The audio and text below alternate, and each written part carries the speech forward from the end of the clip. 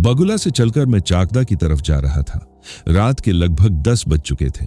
Train की खिड़की के बाहर घुप अंधेरा फैल चुका था। बीच बीच में कहीं दूर किसी घर की हल्की पीली रोशनी दिखाई दे जाती थी और फिर कुछ ही क्षणों में वह अंधेरे कम गायब हो जाती थी। डिब्बे के अंदर भी ज्यादा भीड़ नहीं थी। कुछ लोग ऊँघ रहे थे, कुछ अपने मोबाइल में व्यस्त थे। आज की रात मुझे स्टेशन के बाहर कंपनी द्वारा तय किए गए एक होटल में रुकना था। कल सुबह से मार्केट में काम शुरू करना था। कंपनी का यही निर्देश था। दरअसल हमारी कंपनी ने हाल ही में कुछ नए पाउडर मसाले मार्केट में लॉन्च किए हैं।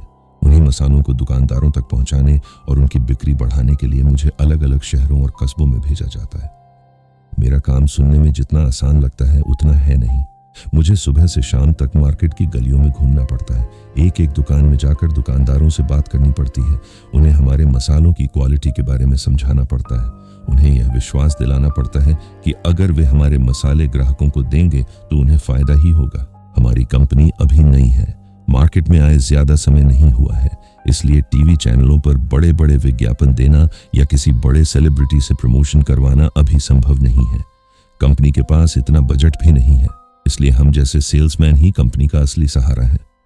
हम ही मार्केट में जाकर दुकानदारों को समझाते हैं, सैंपल देते हैं, डेमो करवाते हैं और किसी तरह बिक्री बढ़ाने की कोशिश करते हैं। अपने काम के बारे में सोच रहा था, तभी अचानक मेरी जेब में रखा मोबाइल टुन-टुन की आवाज के साथ बज उठा। मैंने जेब से मोबाइल निकाला। व्हाट्सएप का नोटिफिकेशन था, मैनेजर का मैसेज था। मैंने तुरंत मैसेज खोला। उसमें लिखा था, चाकदा कल जाना, आज एक बार तारकनगर चले जाओ, कल सुबह वहां एक बड़ा ऑर्डर मिलने की संभावना है। मैं होटल की लोकेशन भेज रहा हूँ। मैंने मैप पर लोकेशन देखी, तारकनगर स्टेशन के पास एक डाक बंगला। मैंने घड़ी देखी, ट्रेन थोड़ी ही देर में तारकनगर पहुंचने वाली थी। मैं मन ही मन मुस्कुराया। यह पहली बार नहीं था, ऐसी स्थिति पहले भी कई बार आ चुकी थी। अक्सर ऐसा होता है कि मैं एक जगह जाने के लिए निकलता हूँ और बीच रास्ते में ही कंपनी का प्लान बदल जाता है। कभी अचानक किसी दूसरे शहर में भेज दिया जाता है तो कभी किसी बिल्कुल अनजान कस्बे में। यही चीज इसे रोचक बनाती है। ट्रेन धीरे धीरे तारकनगर स्टेशन पर आकर रुकी। मैंने अपना बैग उठाया और जल्दी से ट्रेन से उतर गया। मेरे साथ 2-3 और यात्री भी उतरे, लेकिन स्टेशन ज्यादा भीड़ भाड़ वाला नहीं था। रात काफी हो चुकी थी। मैंने जेब से मोबाइल निकालकर होटल की लोकेशन फिर से देखी। होटल का नाम पढ़कर मैं थोड़ा चौंका। होटल डाक बंगला। नाम सुनते ही मेरे मन में अजीब सा ख्याल आया, लेकिन मैंने उस ख्याल को झटक दिया। स्टेशन से बाहर निकलकर मैं मुख्य सड़क पर आकर खड़ा हो गया। गूगल मैप बता रहा था कि होटल यहां से लगभग 1.5 किलोमीटर दूर है। मैंने सोचा, इतनी रात में 1.5 किलोमीटर पैदल चलना थोड़ा मुश्किल होगा। मैं वहीं खड़े होकर किसी टोटो या ऑटो का इंतजार करने लगा। रात के लगभग 10:30 बज चुके थे। अजीब बात यह थी कि सड़क पर ज्यादा आवाजाही नहीं थी। कभी कभी कोई बाइक तेजी से निकल जाती और फिर सड़क फिर से सुनसान हो जाती। सड़क की दूसरी तरफ 3-4 दुकानें दिखाई दे रही थीं, लेकिन सब बंद थीं। पूरे इलाके में एक अजीब सा सन्नाटा पसरा हुआ था। हवा भी जैसे बहुत धीमी चल रही थी। मुझे थोड़ा अजीब सा महसूस होने लगा। तभी अचानक दूर से एक हल्की सी रोशनी दिखाई दी। वह रोशनी धीरे धीरे मेरी तरफ बढ़ रही थी। मैंने ध्यान से देखा, वह एक टोटो था। मैंने राहत की सांस ली। टोटो मेरे सामने आकर रुक गया। ड्राइवर ने मेरी तरफ देखते हुए पूछा, कहां जाना है दादा? मैंने कहा, होटल डाक बंगला जाना है। मेरी बात सुनते ही वह कुछ सेकंड तक मुझे घूरता रहा। उसके चेहरे पर जैसे अचानक कोई अजीब सा भाव आ गया। फिर उसने धीरे से कहा, जाना है, बैठ जाइए। मैं बिना कुछ सोचे टोटो में बैठ गया। टोटो धीरे धीरे अंधेरी सड़क पर आगे बढ़ने लगा। मुझे बिल्कुल अंदाजा नहीं था कि आज की रात मेरे जीवन की सबसे डरावनी रात बनने वाली है। टोटो धीरे धीरे अंधेरी सड़क पर आगे बढ़ने लगा। सड़क के दोनों तरफ छोटे छोटे घर दिखाई दे रहे थे, लेकिन ज्यादातर घरों की लाइट बंद थी। कहीं कहीं किसी खिड़की से हल्की रोशनी बाहर आ रही थी। ऐसा लग रहा था जैसे पूरा इलाका गहरी नींद में डूब चुका हो। टोटो की हेडलाइट अंधेरे को चीरते हुए आगे बढ़ रही थी। हवा थोड़ी ठंडी थी और सड़क लगभग सुनसान थी। इस समय अगर कोई आदमी अकेला पैदल चल रहा होता तो शायद उसे थोड़ा डर जरूर लगता। करीब 5 मिनट तक हम दोनों चुपचाप चलते रहे। फिर अचानक टोटो वाला बोला, दादा एक बात पूछूं? मैंने कहा, हाँ पूछिए। वह थोड़ा झिझकते हुए बोला, आपको बुरा तो नहीं लगेगा? मैं मुस्कुरा दिया। अरे नहीं, बोलिए। उसने धीमी आवाज में कहा, इतनी रात में आप उस डाक बंगले में क्या करने जा रहे हैं? मैंने सहजता से जवाब दिया, आज रात वहीं रुकना है, कंपनी ने वहीं रहने का इंतजाम किया है। मेरी बात सुनते ही टोटो वाले ने ब्रेक थोड़ा हल्का सा दबाया और मेरी तरफ देखकर बोला, क्या रात में वहां रुकेंगे? उसकी आवाज में साफ हैरानी थी। मैंने पूछा, क्यों? वहां रुकने में क्या दिक्कत है? वह कुछ सेकंड तक चुप रहा, जैसे सोच रहा हो कि मुझे बताना चाहिए या नहीं।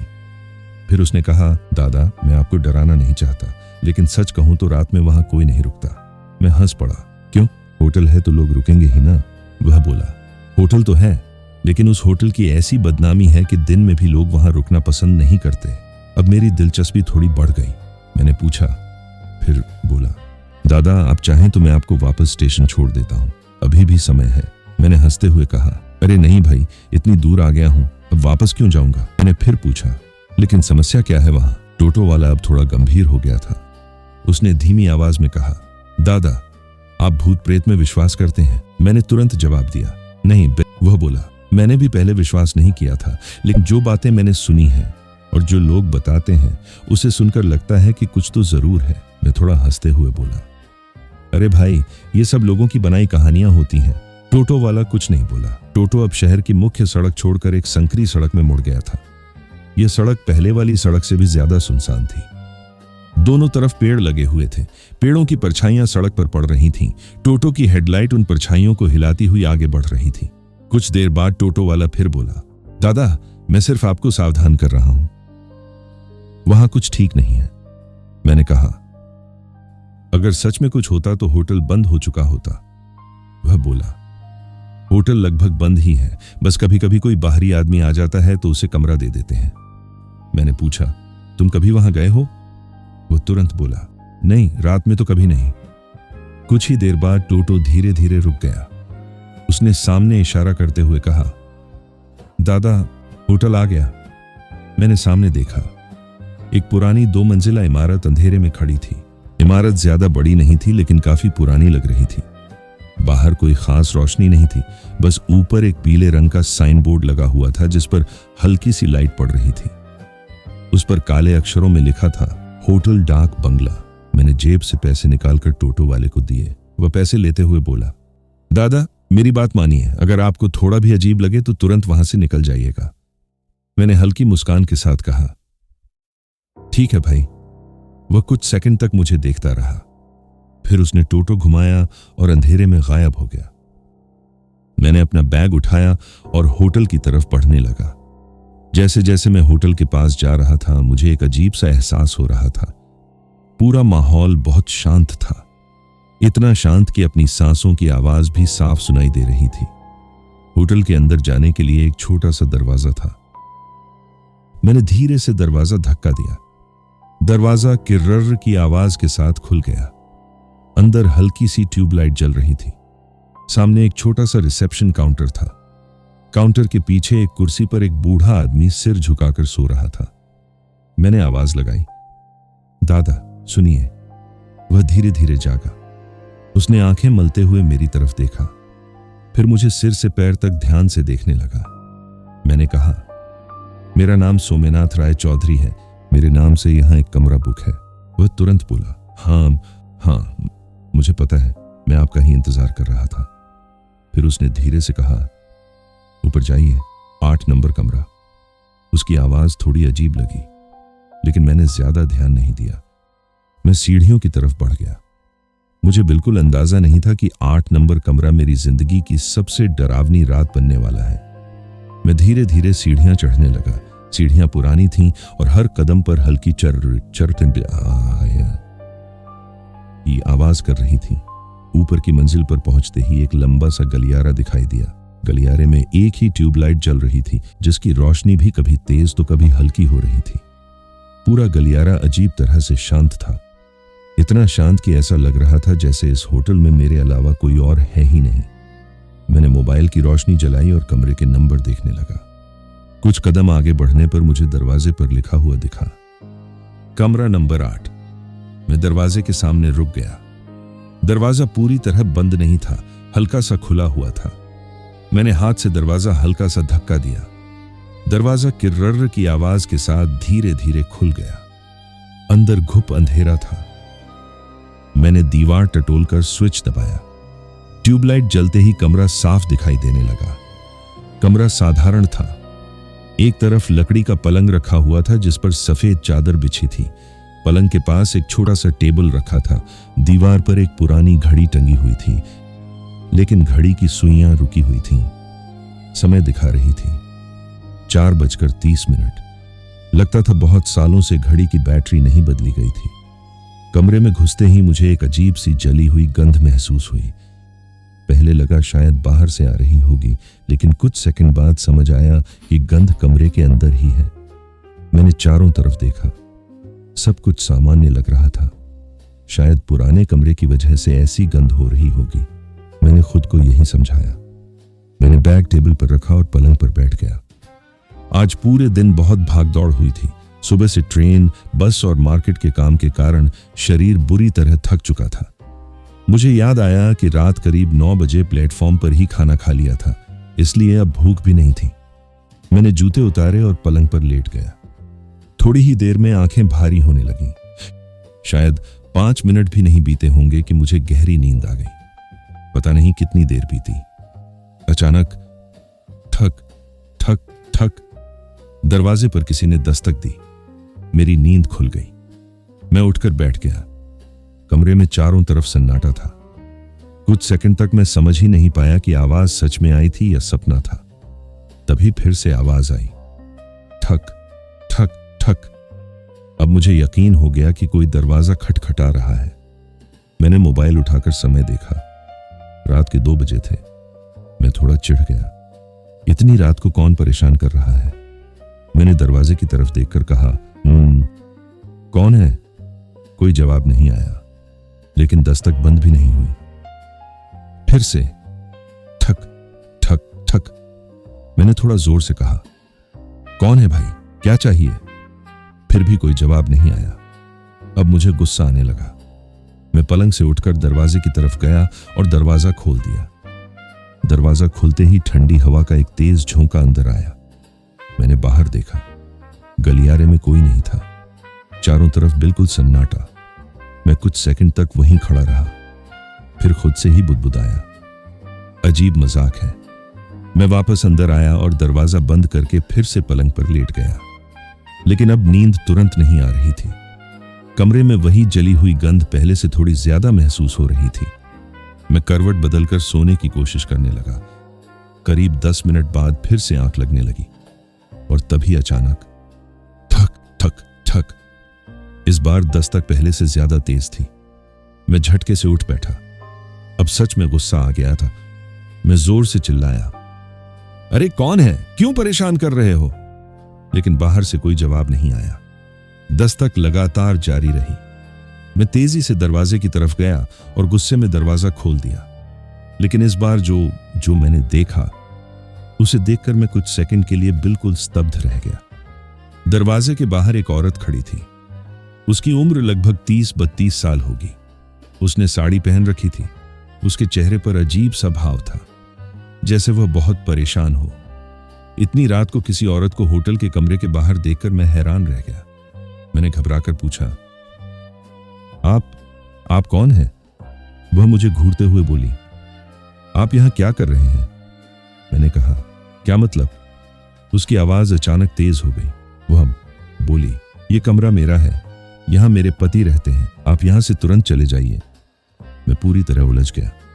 मैंने कहा, देखिए, शायद आपको गलतफहमी हुई है, यह एक होटल है। लेकिन वह मेरी बात सुनने को तैयार नहीं थी। वह बोली, आपको मेरी बात पर विश्वास नहीं हो रहा ना? मैंने कहा, देखिए, उसने अचानक कहा, अगर विश्वास नहीं है तो अपने पीछे एक बार देखिए। मैंने अनमने मन से पीछे मुड़कर देखा और जैसे ही मैंने पीछे देखा, मेरे शरीर का खून जम गया। मेरे ठीक पीछे कोई खड़ा था। उसका पूरा शरीर जैसे आग में जलकर काला पड़ चुका था। उसकी त्वचा झुलसी हुई थी और वही जली हुई गंध अब पूरे कमरे में भर गई थी। उसकी आंखें सीधे मेरी तरफ देख रही थीं। मेरी सांसें तेज हो गईं। मैं समझ गया, वह इंसान नहीं था, कुछ और था। मेरे ठीक पीछे जो खड़ा था, उसे देखकर मेरा पूरा शरीर कांपने लगा। उसका पूरा शरीर ऐसा लग रहा था जैसे किसी भयानक आग में जल गया हो। उसकी त्वचा जगह जगह से झुलस चुकी थी, चेहरे की चमड़ी सिकुड़कर काली पड़ गई थी और उसके शरीर से तेज जली हुई गंध आ रही थी। वही गंध जो मुझे कमरे में आते ही महसूस हुई थी, अब कई गुना ज्यादा तेज हो चुकी थी। मेरे हाथ पैर जैसे सुन्न हो गए। मैं समझ ही नहीं पा रहा था कि यह सब सच में हो रहा है या मैं कोई डरावना सपना देख रहा हूं। तभी दरवाजे पर खड़ी वो औरत जोर से बोली, क्या मैंने नहीं कहा था? यह कमरा मेरे पति का है, यहाँ कोई और नहीं रह सकता। उसकी आवाज अब पहले से ज्यादा डरावनी हो चुकी थी। मैंने पीछे खड़े उस जले हुए आदमी की तरफ देखा। वह धीरे धीरे मेरी तरफ बढ़ रहा था। उसकी चाल बेहद अजीब थी, जैसे उसके पैर ठीक से काम नहीं कर रहे हों। उसकी आंखें सीधे मेरी आंखों में घूर रही थीं।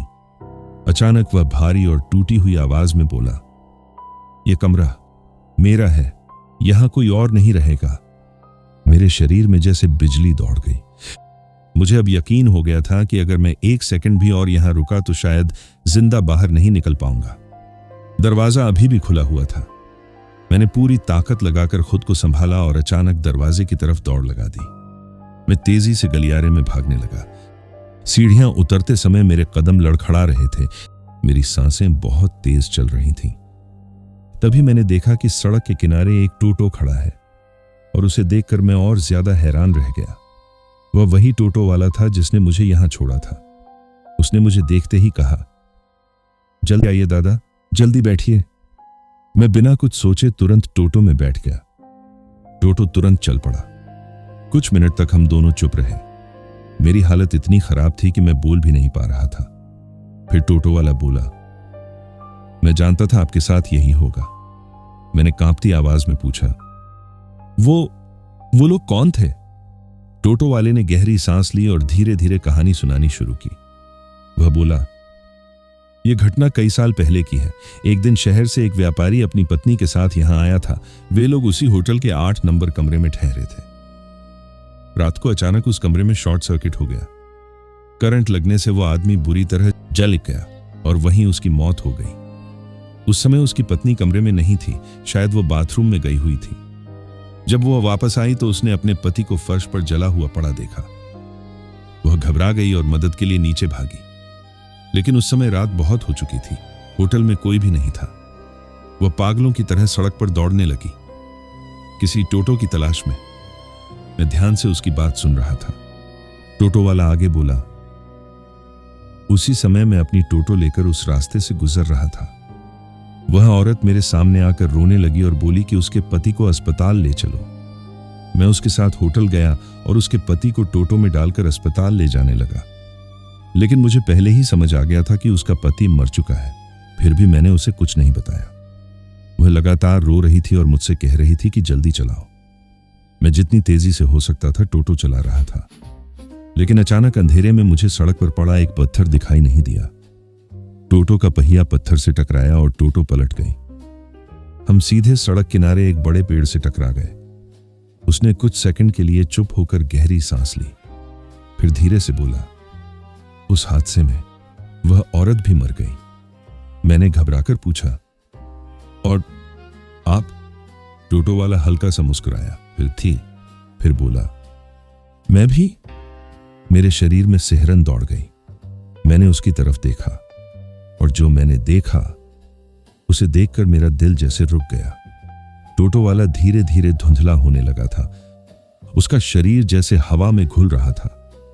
कुछ ही सेकंड में वह पूरी तरह गायब हो गया। अब टोटो बिना ड्राइवर के सड़क पर चल रही थी। मेरी आंखों के सामने अंधेरा छाने लगा। मुझे लगा अब मैं बेहोश होने वाला हूं, और सच में अगले ही पल मेरी आंखों के सामने सब कुछ काला हो गया। अरे ओ दादा, उठिए उठिए। किसी की आवाज सुनकर मेरी आंख खुली। मैंने धीरे धीरे आंखें खोली।